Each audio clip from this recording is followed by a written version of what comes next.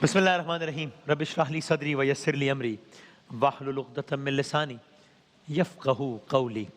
سرکار دو عالم صلی اللہ علیہ وآلہ وسلم کی سیرت مبارکہ کے بیان کا ارادہ ہے انشاءاللہ، اور اس سے پہلے کے واقعات میں آپ کی خدمت میں عرض کیا سرکار دو عالم صلی اللہ علیہ وآلہ وسلم کے آباء و اجداد سے متعلق۔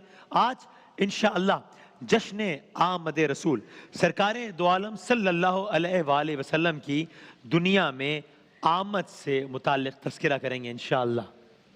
وقت تھا معصوم کلیاں مسکراتی تھیں، سبحان اللہ۔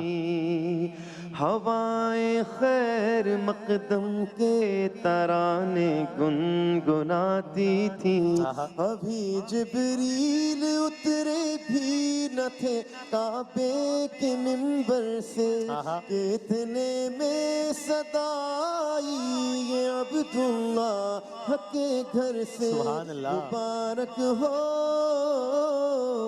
مبارک ہو شہ ہر دو سرا تشریف لے آئے، مبارک ہو محمد مصطفیٰ تشریف لے آئے۔ سبحان اللہ، سبحان اللہ۔ تو بچے کی پیدائش پر دنیا بھر میں خوشیاں منائی جاتی ہیں، لیکن مکے میں 12 ربیع الاول سن 571 عیسوی، ابھی 2021 چل رہا ہے نا، سر 571 عیسوی، ایک بچہ پیدا ہوا کہ جس کی پیدائش پر کل جہان خوشیاں منا رہے تھے۔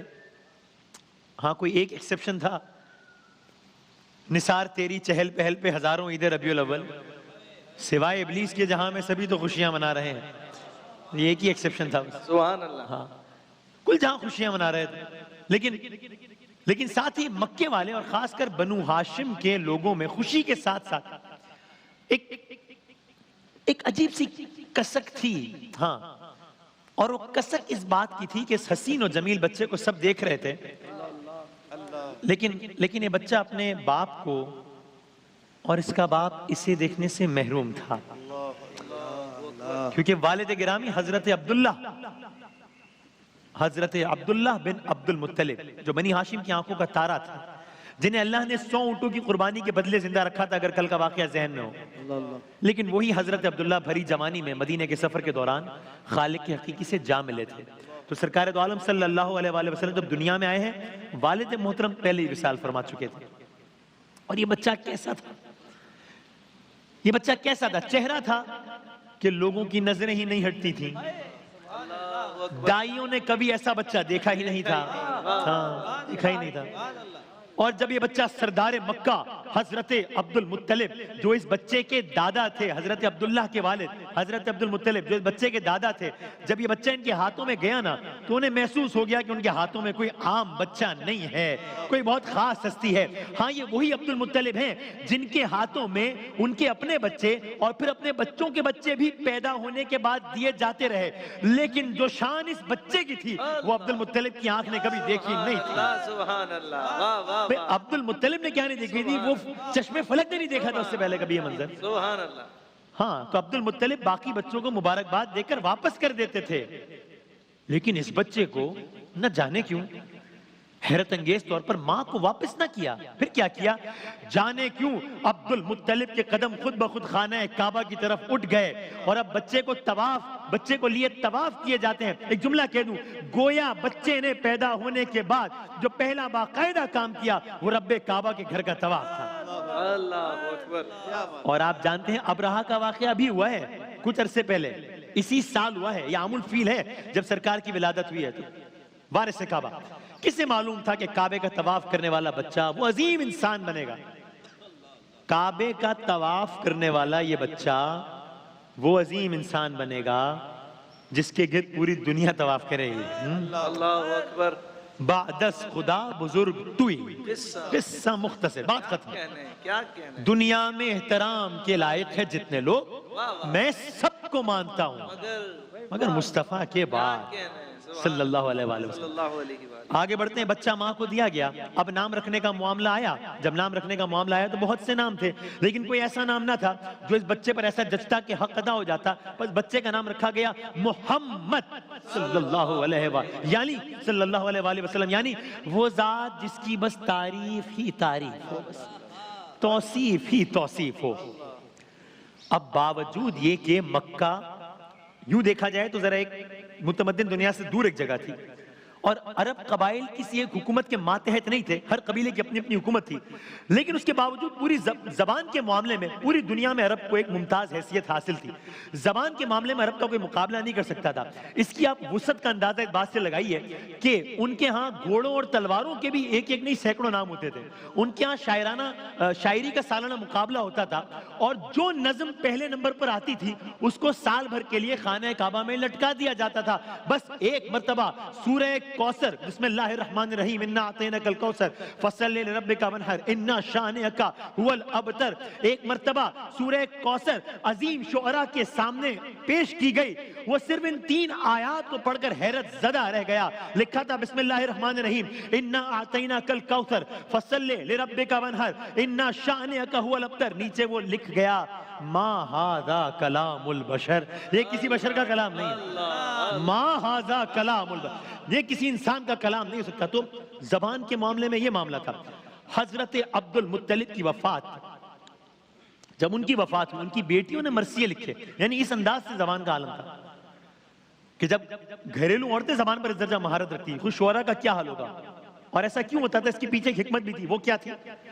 عربوں میں اور خاص طور پر اہل مکہ میں ایک وتیرہ تھا، ایک طرز رائج تھی، وہ کیا؟ وہ اپنے پیدا ہونے والے لڑکوں کو اس سے پہلے کہ وہ بولنا سکھائیں، ان کو دور دراز کے قبائل میں بھیجتے تاکہ ان کی عربی کسی بھی قسم کی دوسری زبان کی آمیزش سے پاک رہے۔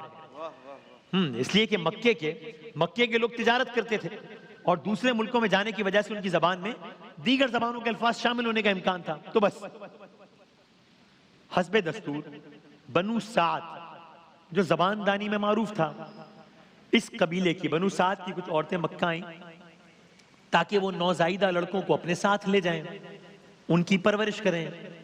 یہ دستور تھا۔ دائیاں آتی تھی، بچوں کو لے جاتی تھی، ایک عرصے تک پالتی تھی، پھر واپس چھوڑ جاتی تھی۔ یہ قافلہ جو آیا ہے بنو سعد کا، اس کی بڑی دلچسپ داستان ہے۔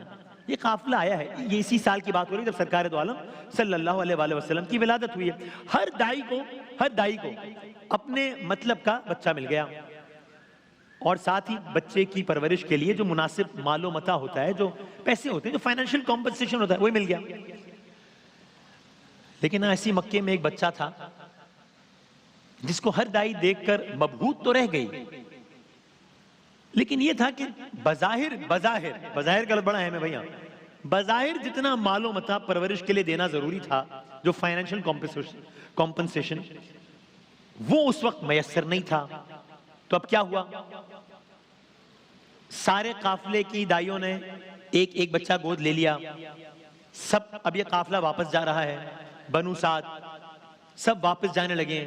ایک دائی تھی جن کو کوئی بچہ نہ مل سکا، اپنے شوہر کے پاس گئیں، اس سے تذکرہ کیا، یہ ایک بچہ ہے، یتیم ہے، اور مال و متاع کی بھی اتنی امید نہیں ہے، اس انداز کا مال و متاع نہیں مل رہا اس کی پرورش کے عوض جتنا باقی بچوں کے لیے مل رہا ہے، کیا کریں؟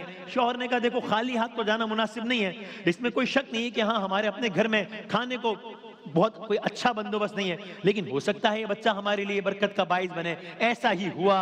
ادھر دائی نے، نام تھا حلیمہ، اللہ اکبر، نام تھا حلیمہ، حضرت حلیمہ۔ ادھر دائی حلیمہ اس یتیم بچے، بظاہر اس یتیم بچے، لیکن قیامت تک کے یتیم بچوں کے سرپرست محمد مصطفیٰ صلی اللہ علیہ وآلہ وسلم کو لے کر اپنے شوہر کے ساتھ اس قافلے میں اونٹنی پر سوار ہوئی۔ منظر ہی بدل گیا۔ کیا ہوا بھائی؟ اونٹنی کی حالت ہی بدل گئی۔ کیا ہوا؟ قبیلے کی عورتوں کو اس سے پہلے دائی حلیمہ کی اونٹنی سے ایک بڑی شکایت رہتی تھی، وہ کیا کہ وہ اپنی کمزوری کی وجہ سے، وہ اونٹنی اپنی کمزوری کی وجہ سے حد درجہ سست تھی، ہمیشہ قافلے سے کچھ فاصلے پر رہ جاتی تھی، اور قافلے والوں کو پھر اس کا انتظار انتظار کرنا پڑتا تھا. اب کی دفعہ یہ بچہ آ گیا دائی حلیمہ کے پاس. اس مرتبہ بھی قافلے والوں کو اونٹنی سے شکایت رہی, لیکن شکایت کی نوعیت مختلف تھی. کیوں؟ جب سے وہ سرکار دو عالم کی سواری بنی, اب اس کا حال یہ ہو گیا, اب قافلے والیوں کو نہیں بلکہ اونٹنی کی سوار حضرت دائی حلیمہ کو انتظار کرنا پڑتا. گویا اونٹنی ہوا میں اڑتی ہوئی قافلے سے آگے نکل جاتی تھی. اللہ اکبر, سبحان اللہ, سبحان اللہ.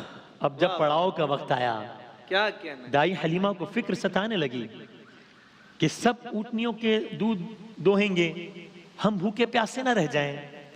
جو لاغر اونٹنی پہلے چل نہ سکتی تھی وہ دودھ کیا دے گی؟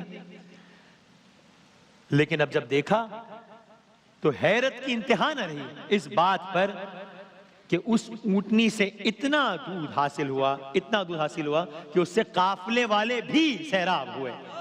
قافلے والے بھی سیراب ہوئے.